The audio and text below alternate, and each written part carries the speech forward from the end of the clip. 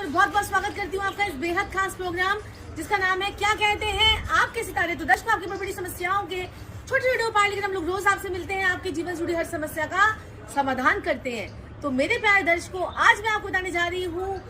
हंस महापुरुष योग के बारे में, हंस योग के बारे में। जी हाँ, हंस योग जो है हमारी जो ये सीरीज चल रही है जिसमें आपको मैं योगों के बारे में बता रही हूँ, उसमें से एक पंच महापुरुष योगों में से एक होता है हंस योग। आपने सुना होगा बृहस्पति से होता है हंस योग, और बृहस्पति देव जब अपनी सव राशि में धनु राशि या फिर मीन राशि में बैठ जाएं और वो बैठकर जो है वो उचके हो जाएं, यानी कि अगर वो उचके कहाँ पर होते हैं बृहस्पति देव, कर्क राशि में बृहस्पति देव जो है वो उचके हो जाते हैं और मकर राशि में बृहस्पति देव जो है वो नीच के हो जाते हैं। तो ऐसे में बृहस्पति देव जो है वो उचके होकर आपके भाव नंबर 1 में, 4 में, 7 में, 10 में बैठ जाए, यानी कि 4 नंबर का बृहस्पति आपके पहले घर, चौथे घर, 7वें घर और 10वें भाव में बैठा हुआ है और वो उचका हो गया है, तो समझ लीजिए आपकी कुंडली में भी है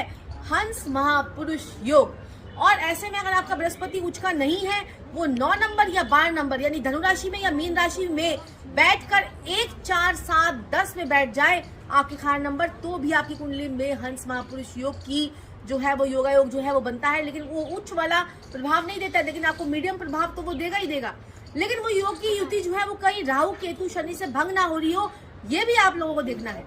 और ऐसे में क्या होता है, इसका इफेक्ट क्या होता है, ऐसा इंसान समझदार होता है, विवेकशील होता है, स्वभाव से बड़ा ही गंभीर होता है, संयमित होता है, संयम से चलने वाला होता है, अपने परिवार को बढ़ाने वाला होता है, मैच्योर व्यक्ति होता है, अपनी समस्याओं का समाधान वो खुद सरलता से खुद ही ढूंढ लेता है। ऐसे लोग जो होते हैं बड़े मैनेजमेंट टाइप के होते हैं, मैनेजमेंट बहुत अच्छी ये लोग कर लेते हैं, बहुत अच्छी इनके अंदर एक कला होती है और ये बहुत अच्छे टीचर, गुरु और प्रीचर भी हो जाते हैं। ऐसे लोगों में गुणों का खजाना होता है, क्योंकि बृहस्पति का योग है, ये बृहस्पति का योग है, गुणों के खजाना इनमें भरा होता है। ऐसे लोगों की किस्मत जो है बड़ी धनी होती है, किस्मत के बड़े धनी भी होते हैं। लेकिन अगर ये लोग कहीं से मोटे हो जाए तो वो योग जो है इनका भंग हो जाता है। मोटे होने पर बृहस्पति अपने उतने अच्छे फल नहीं दे पाता है, इसलिए कहते हैं कि जब केंद्र में बृहस्पति बैठ जाए तो ऐसे व्यक्ति को जो है वो मोटा नहीं होना चाहिए। और इस योगों के लिए